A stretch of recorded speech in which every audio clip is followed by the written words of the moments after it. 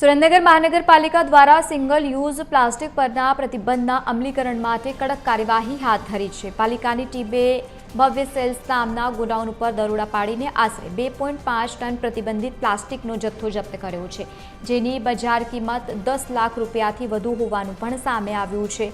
તો બીજી તરફ પર્યાવરણ હિતમાં સરકારે સિંગલ યુઝ પ્લાસ્ટિક પર સંપૂર્ણપણે પ્રતિબંધ મૂકેલો હોવાથી પાલિકા તંત્ર દ્વારા વેપારીઓને કડક ચેતવણી પણ આપવામાં આવી છે। જો ભવિષ્યમાં કોઈ આવી જાણકારી મળશે અને વેપારી પ્રતિબંધિત વસ્તુનું વેચાણ કરશે, સંગ્રહ કરતા પણ ઝડપાશે તો તેની સામે કાયદેસરની કાર્યવાહી થશે।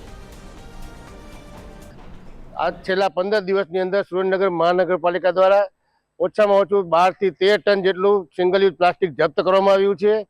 દરેક વેપારી પાસેથી દંડનીય કાર્યવાહી કરવામાં આવી છે। તેમ છતાં પણ આજરોજ ભવ્ય સેલ્સ નામના કારખાના ગોડાઉનમાંથી 150 થી વધુ કાર્ટૂન સિંગલ યુઝ પ્લાસ્ટિકના જડી આવેલ છે।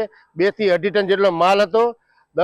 એની અંદાજિત કિંમત 9 થી 10 લાખ રૂપિયા હતી આવ્યું છે।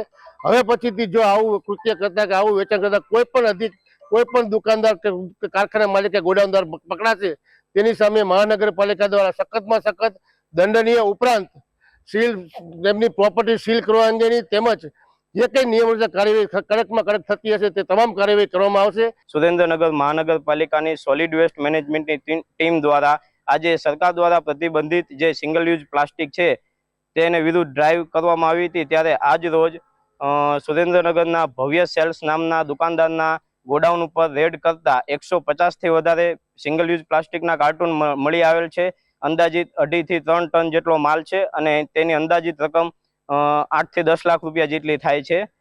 ત્યારે શહેરીજનોને આ તકે વિનંતી કરવામાં આવે છે કે સિંગલ યુઝ પ્લાસ્ટિકની ખરીદી બંધ કરો અને વેપારીઓને પણ વેચાણ ઉપર બંધ કરો તેવી સૂચના આપવામાં આવે છે અને કાપડની થેલીઓનો ઉપયોગ કરો તેવી અમારી અપીલ છે।